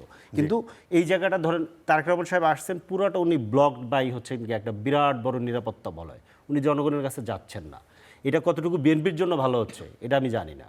জনগণের কাছে না গিয়ে একটা ধরেন কাচের দেয়ালের মধ্যে থেকে কিভাবে আসলে আদৌ রাষ্ট্র চালানো সম্ভব কিনা, এটা আদৌ উনি কতটুকু ভালো পারফর্ম করতে পারবেন, এই ব্যাপারে ধরেন দারুণ সন্দেহ। কারণ ওনারা এই সমালোচনা করতে হবে, এটা আমি অন্য দল হলেও করবো, এটা আমাকে নাগরিক হিসেবেই না, কিন্তু আপনার বক্তব্যই কিন্তু বলছেন যে তার ক্ষেত্রে নিরাপত্তার ঘাটতি আছে, এবং ঘাটতি আছে, এর মধ্যে থেকে ব্যবস্থা বের করতে হবে তো কোনো না। আচ্ছা, যদি থাকেও যদি থাকেও তারপরে ব্যবস্থা বের করতে হবে। জনগণ থেকে বিচ্ছিন্ন হয়ে কোনোভাবে এই ধরনের রাষ্ট্র আপনি চালাতে পারবেন না, কারণ আপনি ওই রকম জায়গা এখনো তৈরি করতে পারেন নাই। কারণ আমরা দেখেন যেটা নিয়ে আলাপ করছি, আমরা হচ্ছে যে আলাপ করছি কি নিয়ে আলাপ করছি, ধরেন অর্থনীতি কোথায় যাবে, কর্মসংস্থান কি হবে, আমার ধরেন মনে করেন যে এই যে কার্ড পাবো কিনা, সোশ্যাল সেফটি নেট পাবো কিনা, এগুলো নিয়ে আমরা আলাপ করছি। আলাপগুলো জরুরি, দরকার আছে, কিন্তু বাংলাদেশের জন্য জরুরি দরকার কি? ওই আলাপগুলো বাস্তবায়ন করার জন্য যেই কাঠামো দরকার, সেই রকম শাসন ব্যবস্থা, শাসন কাঠামো, এটাকে আমরা এখনো তৈরি করতে পারছি? আমরা তো এই জন্য জুলাই সনদ নিয়ে 1.5 বছর ধরে চিল্লাপাল্লা করলাম। 48টা অনুচ্ছেদ পরিবর্তন করতে হবে সংবিধানে, পুরো শাসন কাঠামোকে ঢেলে সাজাতে হবে। সেই জায়গাটা তো আমরা এখনো তৈরি করতে পারিনি। ওইটা নিয়ে আমাদের আরো বেশি আলাপ করা দরকার, কারণ এইটা না হলে ওটা হবে না। মানে আপনি যদি স্টুডিওটা না বানান, ক্যামেরা সেট আপ না করেন, তাহলে তো আমি কথা বলতে পারবো না। আগে আপনার স্টুডিও ক্যামেরা সেট আপটা বানাতে হবে, দেন হচ্ছে যে আমি যৌক্তিক বলি আর অযৌক্তিক বলি, তখন আমি বলতে পারবো। জি। ওই জায়গাটা বাংলাদেশের আচ্ছা, জন্য প্রাইমারি। মারুফ মল্লিক, অনেকগুলো প্রশ্ন এসছে, আপনি যদি একটু একটু করে উত্তর দেন, একই সাথে এই বিষয়টাও যদি যুক্ত করেন এর সাথে। তিনি একটা পয়েন্ট বলেছেন যে এতগুলো সংস্কার কার্যক্রম, এবং আপনি একটা সন্দেহ প্রকাশ করেছিলেন যে 180 দিন অথবা 270 দিন যেটাই হোক, তারা একটা সুনির্দিষ্ট জায়গা, একটা শেপে আনবে। যেই ক্ষমতায় আসুক, যেই জিতে আসুক এই ভোটে, তাকে কিছু, যদি ভোট জিতে গণভোটে, তাহলে তাকে সুনির্দিষ্ট কিছু গাইডলাইন এখানে দেয়া আছে, তাকে কি কি করতে হবে। তো তিনি বলছিলেন যে বিএনপি চেয়ারম্যান মাত্র কিছুদিন আগে প্রকাশ্যে ভোট দেওয়ার জন্য বললেন, এখনও নাকি বিএনপির লোকজন ভেতরে ভেতরে না ভোট দেওয়ার কথা মানুষকে বলছেন। এটা কি, আপনার কি মনে হয় এটা ঠিক? না, এটা আমি জানি না উনি দেখেছেন কোথায় যে বিএনপি প্রার্থীরা না ভোট দিতে বলেছেন। তবে বিএনপির যে অবস্থানটা হচ্ছে যে বিএনপির চেয়ারম্যান সাহেব বলেছেন ভোটের পক্ষে, পাশাপাশি এইটাও বলেছেন যে আসলে জনগণ তো সিদ্ধান্ত নেবে চূড়ান্ত। উনি ভোটের পক্ষে কথা বলেছেন। মানুষ যদি এখন না ভোট দেয়, এটা তো আর কিছু করার নেই। বা ধরেন দলের সিদ্ধান্ত, এটা তো দলের রেজলিউশন নিয়ে কোনো সিদ্ধান্ত হয়নি। পার্টির চিফ বলেছেন যে আপনারা ভোটের পক্ষে থাকেন। ধরেন আমাকে যদি প্রশ্ন করা হয় আপনি কি ভোটের পক্ষে না ভোটের পক্ষে, আমি তো না ভোটের পক্ষে। কারণটা হচ্ছে, আপনি না ভোটের পক্ষে? জি, ব্যক্তিগতভাবে ব্যক্তিগতভাবে আমি না ভোটের পক্ষে। কোনো ধরনের কোনো সংস্কারের পক্ষে না? না, আমি মনে করি বাংলাদেশের রাজনীতি যেভাবে চলছিল সেভাবেই চলবে। না, আমি সংস্কারের পক্ষে। যে উনি যেটা বললেন না যে বিএনপি একটা পুরনো বন্দোবস্তে যাচ্ছে, আমরা এই সংস্কারের নামে বিশালে কষ্টডিম্ব প্রসব করে পুরনো বন্দোবস্তেই যাচ্ছি। বিকজ আমি এটা বারবার বলেছি, বিভিন্ন টকশোতে বলেছি, এই সংস্কারের মাধ্যমে আপনার পাওয়ার ডিস্ট্রিবিউশন হবে না, ডিসেন্ট্রালাইজ হবে না। আমাদের ঢাকা কেন্দ্রিক, সংসদ কেন্দ্রিক যে কেন্দ্রীভূত ক্ষমতা, আমাদের কিন্তু ক্ষমতার কেন্দ্রবিন্দু কিন্তু পার্লামেন্ট। সেই পার্লামেন্টের ভিতরকার যারা সদস্য থাকবে তাদের মধ্যে ক্ষমতার ভাগাভাগি হবে। আপনার সরকারি দলের আগে প্রধানমন্ত্রীর যে একচেটিয়া কর্তৃত্ব ছিল, সেইখানে বিরোধী দলের ভাগ আসবে, বা ধরেন সিভিল সোসাইটির ভাগ আসবে। কিন্তু প্রান্তিক পর্যায়ে যে মানুষ, আপনার রাজশাহী বিভাগের যে মানুষ বা সিলেট বিভাগের যে মানুষ, তার আর ক্ষমতায়ন হচ্ছে না। তাইলে পরে এই সংস্কারের নামে আমাদের সামনে একটা মূল্য ঝুলানো হয়েছে। এই মূলতে আমার একটু সর্দি লেগেছে। মূলতে যেটা হবে, মানুষের খুব বেশি কিন্তু, আমি যেটা বলছি যে যেটা উনি বললেন যে আমাদের ডেভেলপমেন্ট নিয়ে কথা বলতে হবে, ফ্যামিলি কার্ড নিয়ে কথা বলতে হবে, ফার্মার্স কার্ড নিয়ে কথা বলতে হবে। এখন ধরেন আমরা ফ্যামিলি কার্ড নিয়েই কথা বলি। বিএনপি ফ্যামিলি কার্ড দেওয়ার সিদ্ধান্ত নিয়েছে। এই কার্ডগুলি কিভাবে ডিস্ট্রিবিউশন হবে? পার্লামেন্টে যদি সিদ্ধান্ত হয় যে ধরেন আমরা জানি রাজশাহী বা উত্তরবঙ্গ একটু দারিদ্র পীড়িত এলাকা, ওইখানে ফ্যামিলি কার্ড বা ফার্মার্স কার্ড বেশি যাওয়ার কথা। কিন্তু আপনি দেখবেন আমাদের যে ক্ষমতা কাঠামো, যে বড় নেতা সে যেই দলেরই হোক, ওই জেলায় বা ওই আসনে বেশি যায়। কাবি খার গম কিন্তু ওই আসনে বেশি যায় যেখানে বড় নেতা থাকেন। যেখানে একটু অগুরুত্বপূর্ণ বা ছোট নেতা থাকেন, সেখানে উন্নয়নের ভাগ আসে না। আমাদের এই সংস্কারে সেগুলো বলা হয়নি। আমাদের সংস্কারে বলা হয়েছে আপনার যে ভবিষ্যতে যেন ফেসিবাদী শাসনতন্ত্র আর না আসতে পারে, এই জন্য আমাদের সংস্কার করতে হবে। আপনি তার সাথে একমত না? পৃথিবীর কোনো দেশে কখনো আইন করে ফেসিবাদ রুখা যায় নাই। তাহলে আপনি এখন প্রশ্ন হতে পারে ফেসিবাদ রুখবেন কি করে? ফেসিবাদ রুখতে হবে জনগণের ক্ষমতায়ন করে, রাষ্ট্র পরিচালনায় তার সিদ্ধান্ত কি। এক পার্লামেন্ট নির্বাচনে আপনি ভোট দিয়ে সংসদ সদস্য নির্বাচিত করে দিলেন, এরপরে আপনার আর কোনো ভূমিকা নাই। কিন্তু আপনার বাড়ির সামনে ব্রিজ হবে না বিশ্ববিদ্যালয় হবে, সেই সিদ্ধান্ত আপনার সংসদ ঠিক করে দিবে বা মন্ত্রণালয় ঠিক করে দিবে। আপনার এখানে কথা বলার কোনো অধিকার নাই। আপনি যদি বলেন যে এই বাঁধ দিলে আমার এখানে স্বাভাবিক জল প্রবাহ বন্ধ হয়ে যাবে, কৃষির ক্ষতি হবে, মাছের ক্ষতি হবে, মাছের প্রজননের ক্ষতি হবে, সেটা আটকানোর ক্ষমতা আপনার নাই তো। আচ্ছা, আমার নাই তো। এই সংস্কারেও সেগুলো দেওয়া হয় নাই। এখানে খুব কিছু তাত্ত্বিক মোটা দাগে কিছু কঠিন কঠিন কথা বলা হয়েছে, কিছু জার্গন ব্যবহার করা হয়েছে। এগুলা করে আমাদের সামনে এক ধরনের একটা গল্প তৈরি করা হয়েছে, যেটা বিশাল সংস্কার হয়ে যাবে, নতুন বন্দোবস্ত হয়ে যাবে। দিন শেষে কিছুই হবে না। দিন শেষে ওই আমাদের যে বিদ্যমান রাজনৈতিক দলগুলো আছে ওদের হাতেই ক্ষমতা থাকবে। তো এটা কি মানে এটা কি আপনার একেবারে নিজস্ব মত নাকি দল হিসেবে মানে বিএনপির কোনো স্ট্যান্ড এখানে না, এটা আছে? আমার নিজস্ব মতামত, আচ্ছা, এটা আমার ব্যক্তিগত মতামত। বেশিরভাগ বিএনপির যারা না, রাজনীতির সাথে BNP যুক্ত তারা কি আসলে বেশিরভাগই এরকমই মনে করে, ব্যাখ্যাটা এরকমই নিয়েছে? না, আমি জানি না, তো বিএনপি তো অনেক নোট অফ আপনারা ডিসেন্ট যাদের সাথে আছে। মিশেন তারা কি বলে? না, বিএনপি তো নোট অফ ডিসেন্ট দিয়েছে বিভিন্ন হ্যাঁ, সবগুলোতে দেয় না। কিছু আপনার কিছু কথা শুনে মনে জায়গায় হচ্ছে দিয়েছে। পুরোটাই আপনি না, কিন্তু বিএনপি নোট অফ ডিসেন্ট দিয়েছিল অল্প কয়েকটায়। তো আপনার কি মনে হয় যে সবগুলোতেই নোট অফ ডিসেন্ট দেওয়া উচিত ছিল? আমার মনে হয় এটা নিয়ে আসলে এই যেটা হচ্ছে যে আমাদের যে সংস্কার প্রক্রিয়াটার প্রসেসটাই ভুল ছিল। এটা আসলে এইভাবে না করে আরও ধরেন পিপল ওরিয়েন্টেড জনগণকে আরও যুক্ত করে কিভাবে মানুষজনকে আরও যুক্ত করা যায়। উনি যে প্রশ্নটা করলেন দ্বৈত নাগরিকত্বর, অনেকেই পার্লামেন্ট নির্বাচনে অংশগ্রহণ করছে, দ্বৈত নাগরিকত্বধারী অনেকেই তো এই জাতীয় সংস্কার কমিশনে ছিল না? তাইলে পরে আপনি একটা জায়গায় সংস্কার কিন্তু খুব সহজ ইস্যু না, খুব গুরুত্বপূর্ণ এবং কঠিন একটা বিষয়। তো যেই জায়গায় আপনি একজন পার্লামেন্ট মেম্বারের দ্বৈত নাগরিকত্ব নিয়ে প্রশ্ন তুলছেন, আর সেই পার্লামেন্ট মেম্বার কিভাবে নির্ধারিত হবে, তার কি ক্ষমতা থাকবে, কতটুকু থাকবে না, সেইটা যে কমিশন নির্ধারণ করছে, সেই কমিশনের লোকজন দ্বৈত নাগরিকত্ব আছে। সেই এগুলা নিয়ে কমিশন তো প্রশ্ন এইটা উঠছে না। এইটা কি আসলে এইটা কি অনেক বড় কোয়েশ্চেন? এই কমিশনের যারা সদস্য তাদের অনেককে আমি জাস্ট একটু বলি। হ্যাঁ, আপনি বলবেন। এর ভিতরে একটা মারাত্মক ভুল তথ্য আছে। প্রথম কথা হচ্ছে যে আর্টিকেল 66 এ বলে দেওয়া হচ্ছে যে এমপিরা দ্বৈত নাগরিকত্ব হতে পারবেন না। এমপিরা ল মেক করছে, কমিশন কোনো কিছু মেক করে নাই, কমিশন জাস্ট ফ্যাসিলিটেট করছে। Both are not same. এটা একটা ধরেন দারুণ ফ্যালাসি তৈরি করা হচ্ছে এখানে। আচ্ছা, এবং এটা আইনের কোথাও নেই যে এরা এসে পারবে না। এটা তার তো ল মেক করে নেই, তো তারা একটা ফ্যাসিলিটেট করছে, রাজনৈতিক দলগুলো এটা মেক করছে। বিএনপি নিজে জুলাই সনদে সাইন করছে না, রাইট। এটা দুইটা সেম জিনিস না। না, একই সাথে এইটাও একটু যুক্ত করবেন কিনা, আপনি যাদের কথা বললেন এই কমিশনে যারা যুক্ত তাদেরকে কিন্তু অন্য দেশ থেকে নিয়ে আসা হয়েছে, তাদের অন্য পেশা ছিল। অধ্যাপক আলী রিয়াজের কথা যদি বলেন, সে একটা বিশ্ববিদ্যালয়ের প্রফেসর, স্বনামধন্য। তো সেখান থেকে তাকে নিয়ে আসা হয়েছে কারণ এই যে স্বৈর শাসনের সময় যদি বলেন, সেই সময় তারা অনেক বেশি ভোকাল ছিলেন এবং তারাই লেখালেখি করেন এবং এই বিষয়গুলো নিয়ে সরকার রাজনীতি এই ডিপার্টমেন্টেই উনি পড়ান। তো ওনাকে এক্সপার্ট হিসেবে আনা হয়েছে যে আপনি এই দেশের জন্য, এই দেশের যখন সংবিধান তৈরি হয় তখনও তো বিদেশিদের সাহায্য নেওয়া হয়েছিল, মানে ৭১-এর কথা যদি বলেন, ৭২-এর কথা যদি বলেন, ওই সময় যখন তৈরি হয় এই কমিশন যখন তৈরি হয়, তো এটা তো আর কোনো অপরাধ না। না, এটা অবশ্যই অপরাধ না, কিন্তু কি এই জিনিসগুলি আপনি পরিষ্কার করে রাখা উচিত। উনি যেটা বললেন যে ল মেক করা, বা কমিশন তো ল মেক করছে না, এটা হয়েছে কি ফরিদ ভাই, রাষ্ট্র পরিচালনার বিভিন্ন পর্যায়ে পার্টিসিপেশন নানাভাবে থাকে। এখন এই যে আপনার যে সংস্কার কমিশনটা করা হলো, এটাকে আপনি কাইন্ড অফ পিপলস উইল হিসাবে গণ্য করতে পারেন।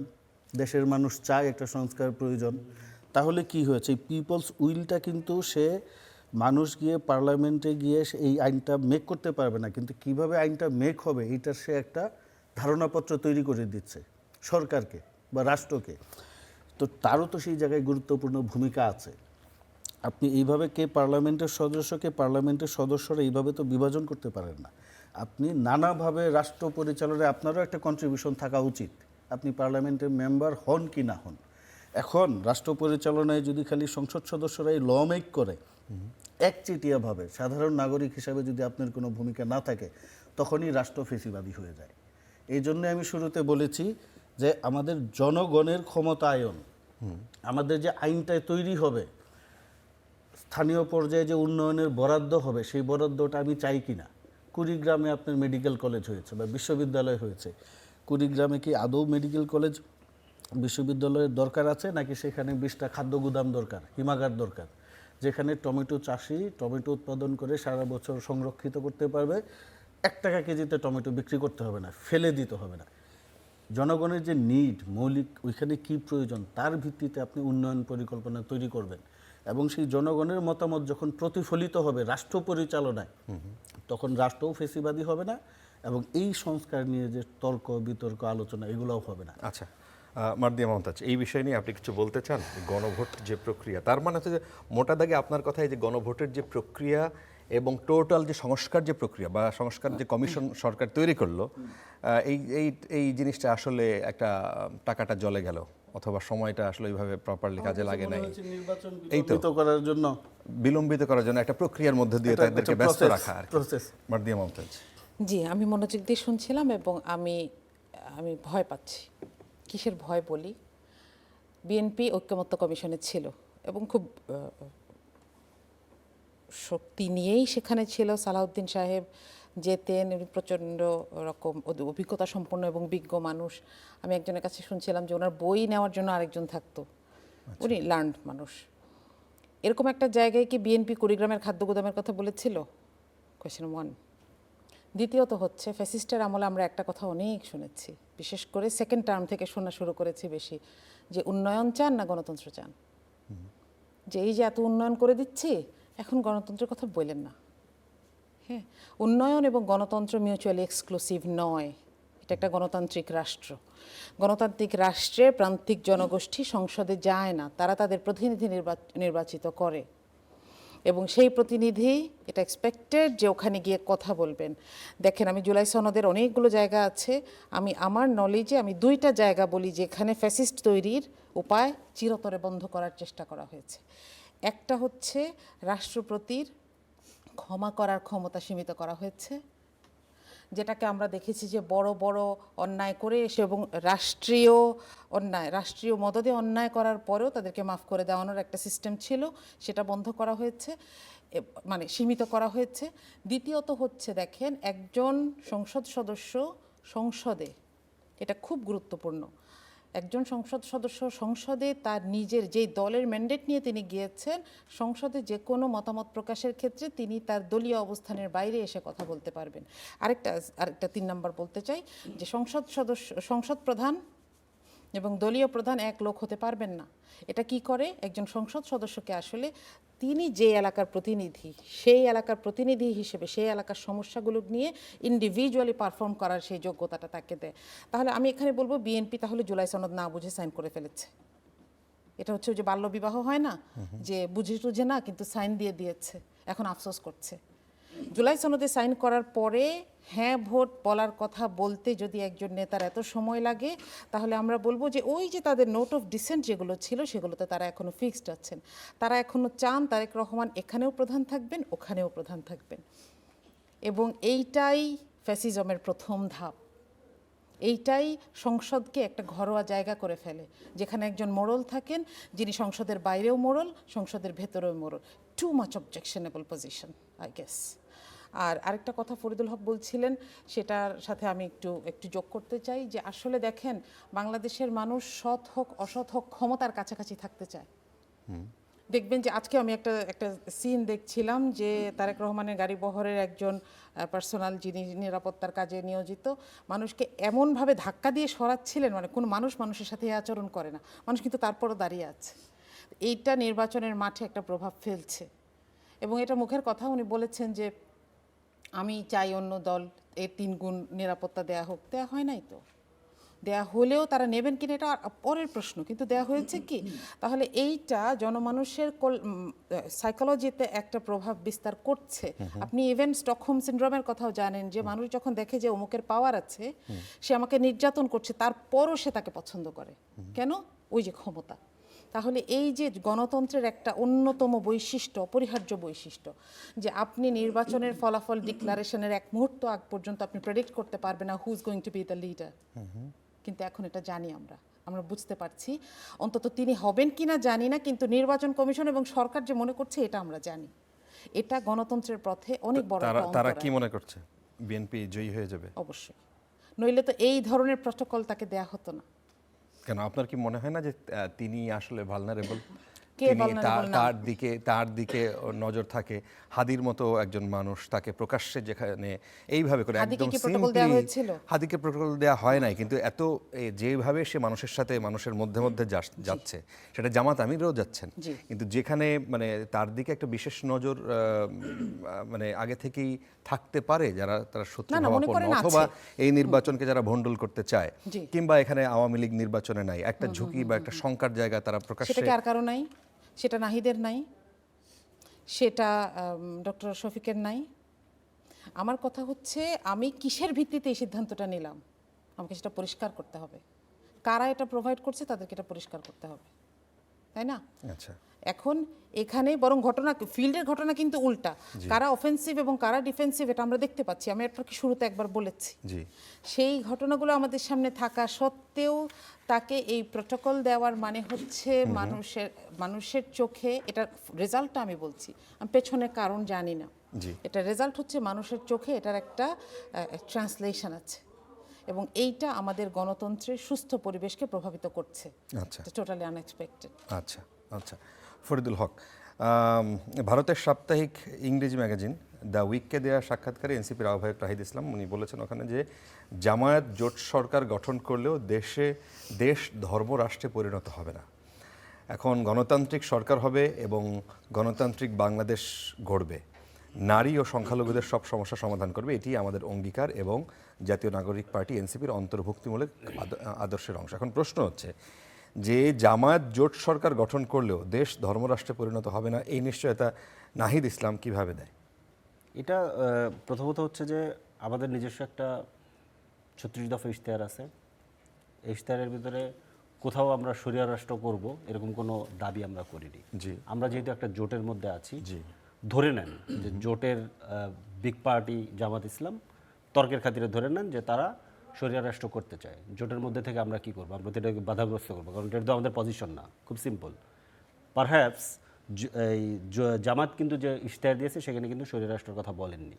ইভেন আরেকটা বড় গুরুত্বপূর্ণ জায়গা, আমরা দুই পক্ষই জুলাই সনদের পক্ষে আমরা অবস্থান নিয়েছি এবং জুলাই সনদে আমরা হাবটের পক্ষে অবস্থান নিয়েছি।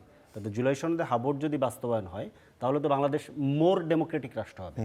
মারুফ ভাইয়ের কথার সাথে আমি একটু যুক্ত করি। মারুফ ভাইয়ের যে আকাঙ্ক্ষা যেটা উনি বলছেন, এই আকাঙ্ক্ষার সাথে আমি একমত। ধরেন একদম জনগণের কাছে ক্ষমতা যাবে, তাহলে ক্ষমতাটা এখন কোথায় আছে? এখন আছে একদম উপরে একজনের কাছে। একজনের কাছ থেকে এখন একটু কয়েক ধাপ আমরা ধরেন নিচে নামাতে চাচ্ছি, তারপরে জনগণের কাছে একবারও যাওয়া যায়, কিন্তু একবারে জাম্প করে যাওয়া যাবে কি না এ ব্যাপারে আমি সন্দিহান। না, প্যারালাল থাকছে না মারুফ ভাই, এখানে একটু ব্যাপার আছে। প্যারালাল হচ্ছে এটা শুধু প্রধানমন্ত্রীর কাছে ছিল, কিন্তু গণতন্ত্রে একদম ধরেন শুধু রাষ্ট্রীয় গণতন্ত্র যদি আপনি বলেন বেসিক, ধরেন আপনি পার্লামেন্টের কথা বলছেন না, পার্লামেন্টে ভাই আর্টিকেল 70 ছিল। আর্টিকেল 70 থাকলে এবং 142 অনুযায়ী যে কোনো প্রধানমন্ত্রীর কাছে যদি 2/3 মেজরিটি থাকে তাহলে উনি বাকশাল করতে পারেন। বাকশাল করছেন শেখ মুজিবুর রহমান একা, কারণ ওনার কারো কাছে সিদ্ধান্ত নিতে হয়নি, কারণ ওনার 2/3 মেজরিটি অনুযায়ী ওনার যে মেম্বার অফ পার্লামেন্টরা ওনার সিদ্ধান্ত অনুযায়ী ভোট দিতে তারা বাধ্য। সেটা এখনো বাংলাদেশের সংবিধানে আছে। যদি আপনি এই সংবিধানের ইয়ে করেন, যদি যতক্ষণ পর্যন্ত জুলাই সনদ বাস্তবায়ন না হচ্ছে ততক্ষণ পর্যন্ত এটা আছে। তাহলে আপনি কি এক ব্যক্তির পার্লামেন্ট চান নাকি অন্তত 300 মানুষের পার্লামেন্ট চান? এখানে একটা ধরেন ব্যাপার আছে। আর হচ্ছে যে মানে যে কোনো ডেমোক্রেসিতে সেপারেশন অফ পাওয়ার এটা খুব একটা বেসিক জিনিস। তা আমরা একটা পার্লামেন্টের সেপারেশন চাচ্ছি। আরেকটা সেপারেশন কি, রাষ্ট্রের যে অঙ্গগুলো নির্বাহী বিভাগ, আইন বিভাগ, বিচার বিভাগ, এগুলো সেপারেশন চাচ্ছি এবং ইনস্টিটিউশনগুলোকে স্বাধীন চাচ্ছি, যাতে নির্বাচন কমিশনের উপরে আপনি কোনো হস্তক্ষেপ করতে না পারেন। যে আপনি খেয়াল করে দেখেন আমাদের এখানে যতগুলো নির্বাচন দলীয় সরকারের অধীনে হয়েছে, একটা নির্বাচনে ওই দলকে হারানো যায় নাই। আবার উল্টোটা হচ্ছে যতগুলো নির্বাচন তত্ত্বাবধায়ক সরকারের অধীনে হয়েছে ওই নির্বাচনে আগের সরকার যেতে নেই। তার মানে এখানে একটা ঝামেলা আছে। খুব সিম্পল, নির্বাচন কমিশনের উপরে হস্তক্ষেপ করা হয়। এবার ধরেন দুদক বানাইছেন আপনি, দুদক কখনোই কোনো সরকারি দলের নেতাকে ধরে নেই যতক্ষণ পর্যন্ত না ইসমাইল সম্রাটের মতো ঘটনা যে প্রধানমন্ত্রীর হাত তার উপর থেকে উঠে গেছে, তখন গিয়ে আবার তার সমস্ত কিছু খুঁজে বের করছে। তার মানে কি আবার সরকারি দলের লোকদেরকে গ্রিন কার্ড দিচ্ছে যে না এদের কোনো দুর্নীতি নাই, এরা সব ভালো। কিন্তু আমরা তো এই দুদক চাই না। পিএসসি কি করতেছে, কিংবা অডিটর জেনারেল নামে একটা অফিস আছে যেটা কিন্তু সাংবিধানিক প্রতিষ্ঠান, ওর কাজ হচ্ছে রাষ্ট্রের আয় ব্যয়ের হিসাব বের করা। আর প্রধানমন্ত্রীর কার্যালয়ে যে 9000 কোটি টাকা খরচ হয়েছিল শেখ হাসিনার আমলে, ওর পক্ষে এটা বের করা সম্ভব, কারণ ওকে নিয়োগ দেয় প্রধানমন্ত্রী, ওকে সরায় দেয় প্রধানমন্ত্রী। নাম হচ্ছে কি রাষ্ট্রপতির, রাষ্ট্রপতির নামে নিয়োগ হয়, কিন্তু রাষ্ট্রপতি তার সকল কর্ম করেন হচ্ছে প্রধানমন্ত্রীর পরামর্শে, এভাবে লেখা আছে, কিন্তু এটাকে আপনি পড়তে পারেন যে প্রধানমন্ত্রীর নির্দেশে। তো এই জায়গাটা সেপারেশনটা হচ্ছে, এই সেপারেশন জনগণের কাছে আমরা অবশ্যই এটা নিতে চাই, কিন্তু জনগণের কাছে নিতে চাইলে এটা কি আপনি আমি একা চাইলে হবে? জুলাই সনদের সবচেয়ে বড় বাধাদানকারী প্রতিষ্ঠান কিংবা দল হইতেছে বিএনপি, সবচেয়ে বড় বাধা। তাদের 18টা পয়েন্টে নোট অফ ডিসেন্ট আছে। 48টা জুলাই সনদে 48টা পয়েন্ট হচ্ছে সংবিধান সংস্কার সম্পর্কিত কিংবা সংবিধান সম্পর্কিত, যেখানে 30টা পয়েন্টে সব দল একমত। 16টা পয়েন্টে বিএনপির নোট অফ ডিসেন্ট আছে। 16টা পয়েন্টে এর মধ্যে 2টা পয়েন্টে নোট অফ ডিসেন্ট রাখা হয়নি, উচ্চকক্ষে পেয়ার হবে, মানে ভোটের অনুপাতে হবে। আরেকটা হচ্ছে সাংবিধানিক প্রতিষ্ঠানগুলো স্বাধীন করার জন্য একটা আলাদা ব্যবস্থা করা হবে। এইটা ওনারা চান না। এটা চাইলে যেটা হচ্ছে যে ওনারা বলতেছেন যে সরকার নাকি দুর্বল হয়ে যাবে, প্রধানমন্ত্রী নাকি কিন্তু সাংবিধানিক প্রতিষ্ঠান যেই অডিটর জেনারেল অফিস, যেই নির্বাচন কমিশন, যেই দুদক, এটার কাজই হচ্ছে নির্বাহী বিভাগের বিরুদ্ধে কিংবা নির্বাহী বিভাগকে তদারকি করাই হচ্ছে ওর কাজ। সেটাকে যদি ধরেন আপনাকে যে তদারকি করবে, আপনাকে যে অডিট করবে, সে যদি আপনার অধীনস্থ কর্মচারী হয়, সে কি আপনাকে অডিট করতে পারে? এটা খুব বেসিক সেন্স। পৃথিবীর কোথাও কোনো সাংবিধানিক প্রতিষ্ঠানগুলো নির্বাহী বিভাগের অধীনে নাই, কিন্তু এইটা ওনারা চান। এই জন্য ওনারা নোট অফ ডিসেন্ট দিয়ে বসেছিলেন। আরও অনেক জায়গায়, যেমন আপা অবশ্য বলছেন যে প্রধানমন্ত্রী এবং দলীয় প্রধান একই ব্যক্তি হতে পারেন, কিন্তু ওনাদের এই নোট অফ ডিসেন্ট কিন্তু কার্যকর রাখা হয়েছে। তো যদি কোনো কারণে বিএনপি মেজরিটি পায়, তাহলে কিন্তু ওনারা ওইটাই করবেন। দেখবেন যে তারেক রহমান সাহেবই দলের প্রধান থাকতেছেন এবং উনিই প্রধানমন্ত্রী। যেহেতু নোট অফ ডিসেন্ট ওনাদেরটা কার্যকর হচ্ছে, ওইভাবেই জুলাই আদেশটা হয়েছে। তো এখন ব্যাপারটা হচ্ছে যে আপনি জনগণের কাছে নেবেন ক্ষমতা, এবং হা ভোট হলেও, হা ভোট জিতলেও নোট অফ ডিসেন্ট কার্যকর আছে। নোট অফ ডিসেন্ট যেহেতু কার্যকর আছে, সেটা ওইটাই হবে। এইটা হচ্ছে একটা জিনিস। আর একটা বিষয় আমি একটু করতে চাই। এইখানে আরেকটা আমাদের গুরুত্বপূর্ণ জায়গা আছে। এই জায়গাটা আমি ধরেন আজকে আমার আলাদাভাবে মাথায় এসছে, আমি আরও একটা দুইটা জায়গাতে এটা বলেছি। মানে ধরেন মাদারীপুরের যে ঘটনাটা আমরা গতকালকে দেখলাম, একদম প্রকাশ্যে আওয়ামী লীগের পদধারী লোকেরা বিএনপির প্রার্থীর পাশে বসে জয় বাংলা স্লোগান দিয়ে ধানের শীষের পক্ষে ভোট চাচ্ছে। This is very interesting thing. এবং আমাদের ইতিহাসের অন্যতম একটা ইন্টারেস্টিং ঘটনা এটা ঘটল গতকালকে।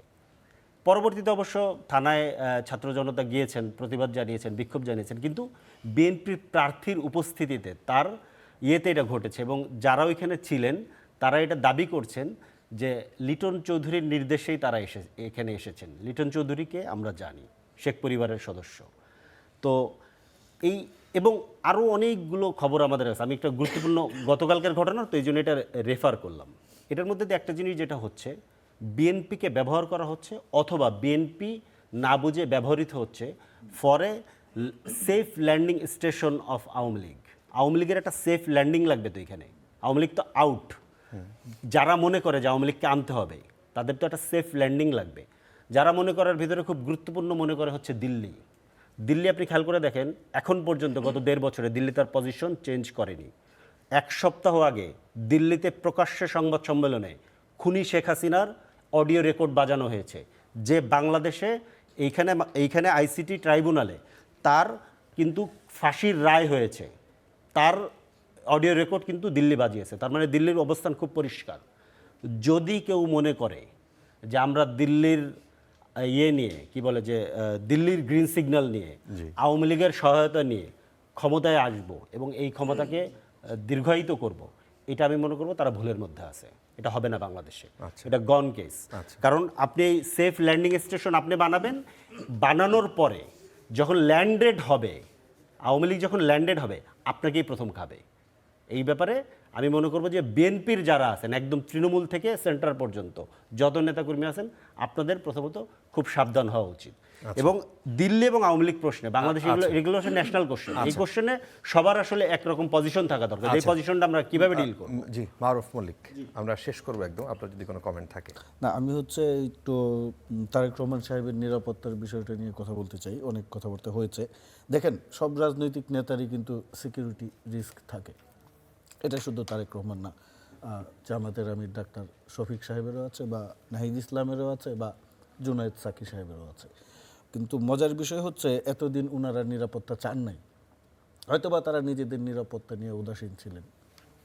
হাদির যেই ঘটনাটা ঘটে গেল, হাদি তো একজন প্রথম সারির জুলাই যোদ্ধা।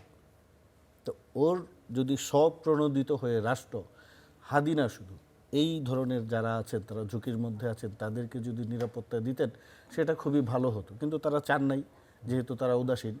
তারেক রহমান সাহেব চেয়েছেন, যেহেতু তারা উদাসীন, এই কারণে চান না। নাহলে চান নাই কেন এতদিন নিরাপত্তা? তারেক রহমান সাহেব নিরাপত্তা চাওয়ার পরে মনে হচ্ছে যে ওনাকে এই প্রোটোকল দেওয়া হচ্ছে, সেই প্রোটোকল দেওয়া হচ্ছে, আমাকে কেন দেওয়া হচ্ছে না, আমি আনইভেন পরিস্থিতিতে পড়ে যাচ্ছি, একটা ইমব্যালেন্স তৈরি হচ্ছে। এখন ওনারা তো এতদিন দেশে ছিলেন, ওনাদের নিরাপত্তার ঝুঁকি আরও বেশি ছিল। তো সেই জায়গায় তো ওনারা আগেই নিরাপত্তার ব্যবস্থাটা বলতে পারতেন রাষ্ট্রকে, যেমন নিরাপত্তা না, তাদের ক্ষেত্রে যতদূর আমরা জানি যে তাদের ক্ষেত্রে রাষ্ট্রকে আগে থেকেই বলা ছিল, এবং সে সময় অনেক সমালোচনাও হয় যে হাসনাত আব্দুল্লাহ কি হয়ে গেছেন তাকে এইভাবে নিরাপত্তা দিতে হবে, এভাবে প্রোটোকল দিতে হবে, প্রোটোকল না মানে নিরাপত্তা দিতে হবে। হ্যাঁ, তারেক রহমান সম্পর্কে আপনি বলছিলেন, হ্যাঁ উনি সেনসিটিভ পার্সন, যে আপনি আপনার কথা চালিয়ে যেতে পারেন। না, ওনাকে নিরাপত্তা দেওয়া হয়েছে, পাশাপাশি অন্যান্য রাজনৈতিক দলের নেতাদেরও নিরাপত্তা দেওয়া যেতে পারে বলে আমি মনে করি, এবং তাদের আরও আগে নিরাপত্তা চাওয়া উচিত ছিল বলে আমি মনে করি। আচ্ছা, আর গণভোট নিয়ে তিনি যা বললেন, পার্লামেন্টের প্রক্রিয়া নিয়ে যা বললেন, এটা নিয়ে কি আপনি কোনো কিছু, আমি যেটা বলবো হচ্ছে কি, মানে আপনি কি আপনার অবস্থানেই আছেন নাকি না ফেরত না, আসতে আমি চান? আমার অবস্থানেই আছি, কারণ উনি যে উদাহরণটা দিলেন যে দুদকের চেয়ারম্যান প্রাইম মিনিস্টারের দুর্নীতির তদন্ত করতে পারবে না বিদ্যমান রাষ্ট্র কাঠামোতে, কারণ দুদকের চেয়ারম্যান জানেন যে তার ভরসার জায়গা যে জনগণের কোনো ক্ষমতা নাই। প্রাইম মিনিস্টার যদি দুদকের চেয়ারম্যানকে ফায়ার করে, তার কন্ট্রাক্ট টার্মিনেট করে, জনগণ তার পক্ষে নামবে না, কারণ জনগণের হাতে ক্ষমতা নাই। তো আপনি ফেডারেল সিস্টেমে যান, ব্রিটেনে যান, বা আপনি জার্মানিতে যান, সুইডেনে যান, ওইখানে যদি স্বাধীন সাংবিধানিক কোনো প্রতিষ্ঠানের চিফকে বাতিল করে দেয়া হয়, সেটা কিন্তু লোকাল পার্লামেন্টে রিজেক্টেড হয়ে যায়। আচ্ছা আচ্ছা, অনেক ধন্যবাদ। আমরা শেষ করবো মার্দিয়া মামতা, যদি 30 সেকেন্ডে কিছু বলতে চান, যদি কোনো কমেন্ট। আমার মনে হয় যে এখনো যারা না ভোটের ব্যাপারে কথা বলছেন, আমি দল মত নির্বিশেষে সবার কথাই বলতে চাই, কিন্তু জুলাই আন্দোলনের ক্ষেত্রে তাদের পজিটিভ মানসিকতা আছে। আমার মনে হয় এটা খুব কঠিন কিছু না। You can take some classes, but still you should learn what is inside and you should vote for yes. আচ্ছা, আপনাদের তিনজনকে অসংখ্য ধন্যবাদ। দর্শক, আপনারা কড়া আলাপ দেখছিলেন। আজকে আমাদের আলোচনা এই পর্যন্তই। অনেক ধন্যবাদ যারা এতক্ষণ আমাদের সাথে ছিলেন।